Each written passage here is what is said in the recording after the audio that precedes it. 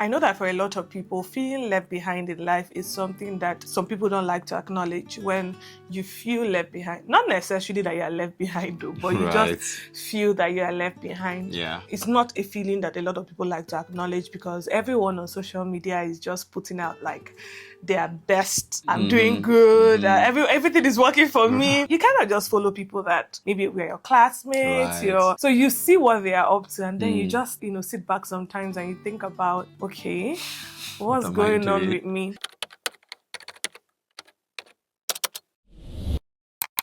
I'm going to be very honest and vulnerable. So I went out one of those days and I met someone that I knew from way back, and I got into a conversation with the person. And the person was just, saying, a lot of things. He was just talking about career advancement, talking about where he was right now, the exams that he's taking. Not necessarily even what he had. It wasn't more of achievement. I'm talking about this particular conversation. Career achievement. It wasn't necessarily about achievement as much as it was about, I'm doing something, like I'm in the process. This is how far I have come in that process. I was happy for him. I'm not even going to lie. I was happy for him. And then I remember just getting into my car and driving home and just wondering, wow, what's up with you?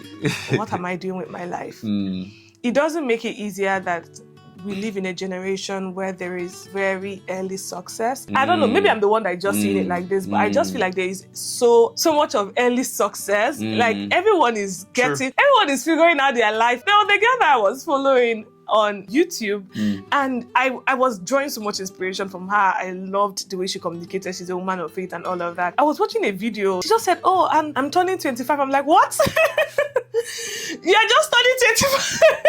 The big sister syndrome in me. I'm like, how is she just 25? She's married. She has kids. She has when I say thriving business, she has a business beyond borders. She's in the US, but she has a business beyond borders. How do you deal with that? And I'm asking because I know that even if you're not so old, I know you're older than I am. So I kind of know that you have gone through this phase. I want to believe you have gone through this phase. So what would you say to someone navigating this? Taking it from the last statement, saying, that I've gone through this phase, I would want to even say, I think it's a phase that happens almost at every point in anyone's life. I don't think it's a phase that has to do with a specific age timeline, right?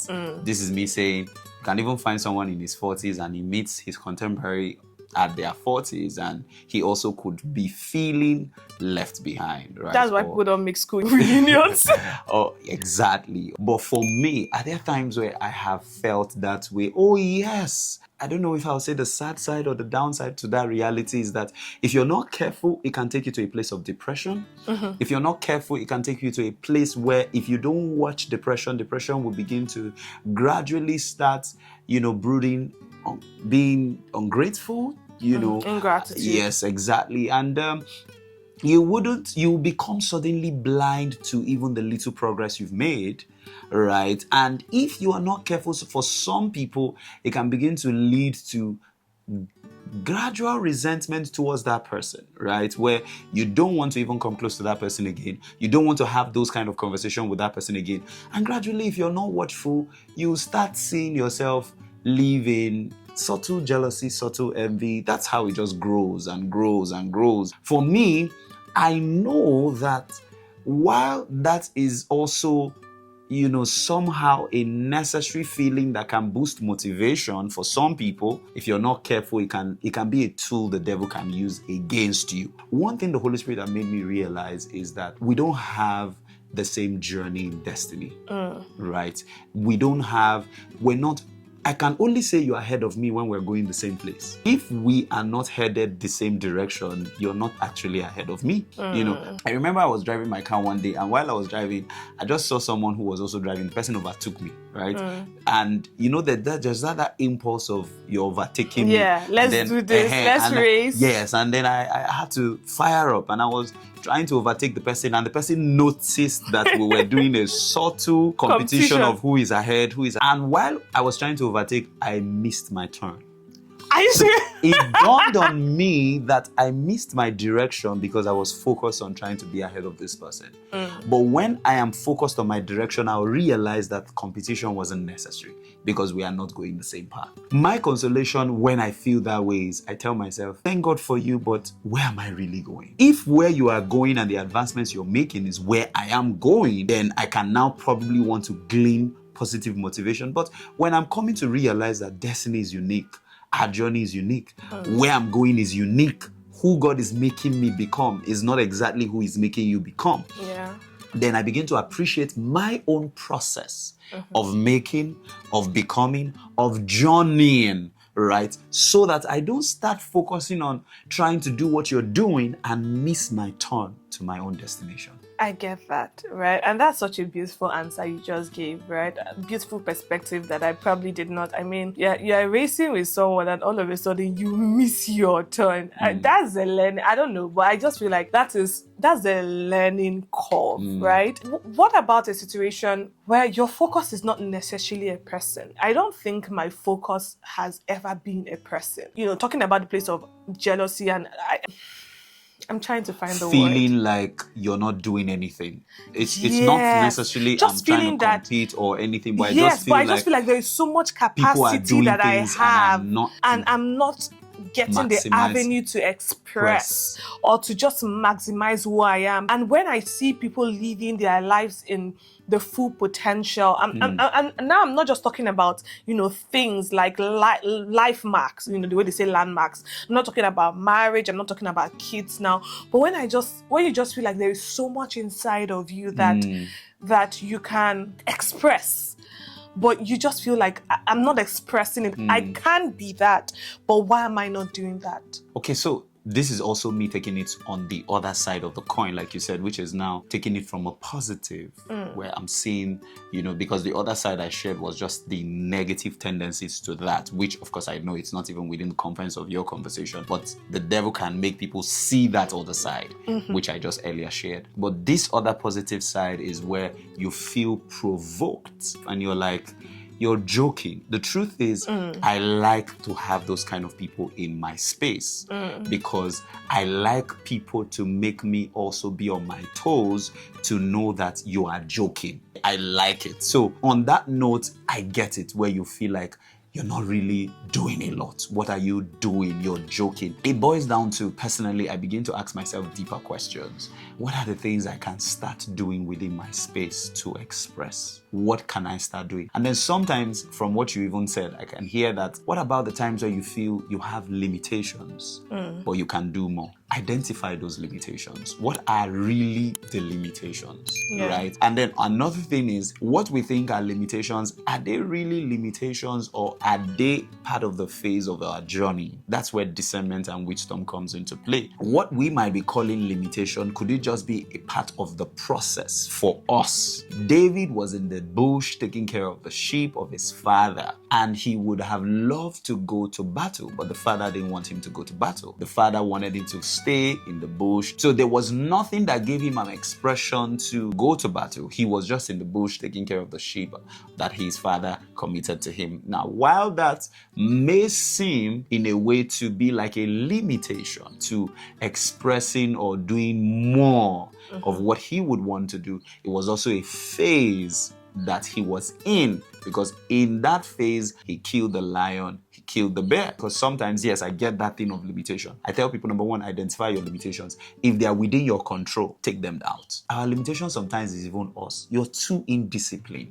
Your limitation is even you. You are too inconsistent. Yeah. You start a course, you don't finish. Most people have built a habit of not finishing through. Not seeing things to the end. That's why in little activities, I've decided to make a discipline to see things through. If I start a book, I must finish it. If I start a course, I must finish it. If I say I want to pray for this hour, I must finish it. If I say I want to read my Bible for this hour, I must finish it. If I say I want to fast for this duration, I must finish it. It's beyond the activity as much as a culture and a habit of finishing through. Those things could be limitations that are even affecting you to express as much as you should. So, but me, I'm saying identify limitations that you are within your control. Once you spot them out, take them out. But there are limitations that are not within your control. Maybe this other person comes from a home where they've given, like you said, she's in the US. I'm not even trying to compare. So it means that she comes from a home where there are resources that are giving her a better platform to maximize her potential. True. So those other factors are what you can't control. But the factors you don't have control over within that your environment, are you maximizing what at least within that environment can maximize? Have you addressed the limitations within your control that you can handle? Because even if you get to the place where the external limitations that is without your control is handled, the ones that are within your control will still be a weapon against you. True. Kill the bear first. Kill the lion first. At least David had control over doing those ones. A day will come when this limitation leaves, you will find full expression. There is this popular saying that whenever you wake up is your morning. And we always used to say that growing up, like we heard our parents tell us that whenever you wake up is your morning, whenever you wake up is your morning. The truth is that with the way things are going now, whenever you wake up, it might be your morning, but if other people are in the night season of their lives, if other people have moved past that season, then whenever you wake up, that's your business. You will only be the one awake during that season, and there's so much limitation to what you can achieve when people have moved past. And I'm just talking about the place of over preparation. So we have a generation of people that, which I think I'm even inclusive. I mean, I don't want to just talk about it and not include myself in the sect, but I feel that somehow we kind of, because of fear, always want to say, I'm preparing, I'm trying to get it perfect, I'm trying to arrange everything. There is this perfect time that we always have in our minds that one thing we just realize is that that perfect timing never comes. So how do you even tackle that?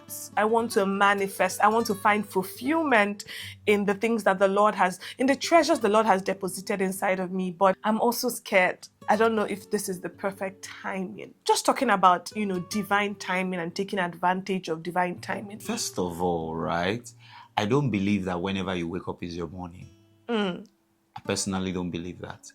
Because it's actually in real time. It's not whenever you wake up in the morning. You can wake up and it's 12 p.m. 12 a.m. Midnight. You can wake up and it's already late in the night. Jesus even said it, I must do the work of him that sent me now while it is day, for the night cometh when no man. Meaning there's a season in every man's life called night. So there's a season when nobody can walk. So there's nothing like you wake up is your morning. There's a season where you will wake up but you can't walk. You would only wish, desire, regret, but you cannot, brutal reality, do anything. So because that is sometimes my worry and fear, it leaves me with a place of saying, following up a few of all the questions, starting early, doing everything online, on time, doing it now, and all of that. So where is now the balance between preparation and manifesting? Yes, there's a place for preparedness. However, I've come to realize that preparation is not a destination, but a journey. In other words, you don't get to a point where you are done preparing. Exactly. I've come to realize. Oh my God, I got so much clarity from that. You don't come to a point where you say, I'm now done preparing. Oh yeah, let me start manifesting. Action. I've come to realize that even the greatest men, maintaining success is product of their daily preparedness. So I've come to see that being close to greatness, being close to people who are big, at that level, they are still doing, they are still preparing, they are still working on themselves. So they didn't get to that point and think that in fact, people who get to that point and feel that they are done begins to lose relevance. So preparation is throughout, every day. All through. They said Jesus prepared for 30 years to do a ministry of 3 years, but we never heard what he did in 30 years that showed he was preparing. We didn't hear. The Bible never clearly recorded. In fact, few times the Bible just said he was in the temple at the age 12 and all. But when he started doing ministry, we saw a lot of preparation in between. It was while he was doing ministry, he was praying all through the night. It was while he was doing ministry, we were saying that he was praying in Gethsemane for days and his tears was like blood. I thought you had prepared. Why are you still preparing here? Yeah. Why are you still? I thought you had prepared for 30. So you see, he wasn't done and said, okay, let me just do everything. And he was preparing. He prayed all night to choose the 12 disciples. Why did you have to do that? I thought you had prepared for the past 30 years. You see, so even though there was a level of preparation for 30 years he was doing, even within 3 years, he had things that he was still doing to prepare for the assignment. But is there a place where you should at least have a level of preparedness to start? Yes, right? That's also a balance to it. But don't think you have to be perfect. Don't think you have to be done preparing. Don't think you have to start afraid. Do it. Even with your fears, take baby steps. At least take a step. Even if it's a baby step, do something. Go all out there. The only test of how prepared you are is not in trying to be prepared. It's actually when you manifest. When you experience the failures, when you now fall down as a baby, when you're trying to walk, that's when you know how much you're. So I think it's part of it. Even people that are afraid of failing when they are manifesting because of not being sufficiently prepared, I think even taking those steps that makes you fail is part of the journey of being prepared. Just a balance to it, but don't think there's an end to preparedness, or there's an end to being perfect, or there's an end to get it all figured out. I personally do not think that ambition is a bad thing. I consider myself a very, very ambitious person. I want a lot out of life. I'm very confident in the things that God has put inside of me, and I know that He has put a lot inside of me. I might not have figured it out right now, but I know that I am right in the journey of just listening to God and having Him direct me. But just talking about the balance between contentment and ambition, because sometimes if you are very ambitious, right, and you're not content with every level of your life, it can just keep you in a place where you constantly feel like I haven't started, and you're overwhelmed by the whole process. So how do you I think, balance contentment and ambition? I love ambitious people. I love people who, it's part of the reason why I married you. You just have to put that there. Yes, my way of saying, I know you're goal-driven, you're achievement-centered, you're focused on, what do you want to achieve, you're not laid back. And that's what I love. That's beautiful. It's a good thing. Contentment does not mean settling, right? So when we understand what contentment is and what is not contentment, I think we'll be able to put that balance, right? I will explain it financially and also talk about it as per fulfilling purpose. By that I mean, if I have 100,000 naira, or I earn 100,000 naira every month. Contentment is simply put, I'm able to live within my means, right? And I'm grateful for that. I'm appreciative to God for that faith, and I'm able to live within my means, but I am restless. In other words, I am not going to relax. So you think restlessness is a good thing? Yes. Yes. That's what I think, my opinion, right? But I'm restless to not make here a destination. Why I'm content to understand that this is a process, I am restless to understand that this is not my destination. I think that's majorly the balance for me. Being able to discern when you're not at your destination yet, you shouldn't settle, right? But you can be content with the fact that I will live within my 100K. I'm not going to borrow. So when I begin to complain and I'm ungrateful, then I'm not expressing content. I'm not going to borrow. I will live within my means. I'll be grateful to God, but I'm striving and I have plans and I'm investing in myself and I'm being restless to see how I'll move from earning 100K to earning 1 million naira. Speaking now in the place of fulfilling purpose, I'm not there yet. Yes, Lord, I'm grateful for where I am. I appreciate the process of where I am. However, what am I doing to get to the next level? I don't believe in settling, and I don't think settling is being content. That's basically my own opinion. So long you're not being ungrateful, so long you're not, settling as well, always express that ambition to push for more, to do more, while you're grateful for every season and every phase of your life. Something just dropped, in my spirit. Gratitude is not just words. When you say, I'm grateful and I'm content for where God has brought me, gratitude is not just what you say. Gratitude would also affect how you live out that season, right? So I am pushing for more, I am interested in getting more, but I am not irritable about the season I am in. Sometimes we become so fixated about more that we do not enjoy the season, right? So I'm enjoying the season where I was able to manage this amount, which is my salary, but I'm still pushing towards having more. I'm enjoying my season of singlehood, but it doesn't mean that I'm not looking forward to marriage or I do not desire it. I'm basically just trying to say that it would show in your actions, also as you speak it, but then gratitude would just transform how you act and behave in that season. In fact, this is what gratitude is. Gratitude is not verbal. Gratitude is expressed. If someone is grateful, it's not only saying thank you, they show it. So yes, this is me saying you're very correct. And there's a point I've been meaning to share all along watching you, and that point is you're so beautiful. You're so beautiful, actually. That's why I've been looking here more than here, you know. Stop that. Let's move on. If you were asked to go back in time and tell your maybe 18-year-old self something in 1 minute, what would you tell your 18-year-old self? I wish I had started on time. Everything I'm doing now, I wish I took a lot of them serious at that age. That's all I would wish. That's all. I wished where I am now, I had pursued like that. In one word, start early. Let me not talk. You said in one word. You know, just start early. Start now. Do it now. Whatever it is, just start.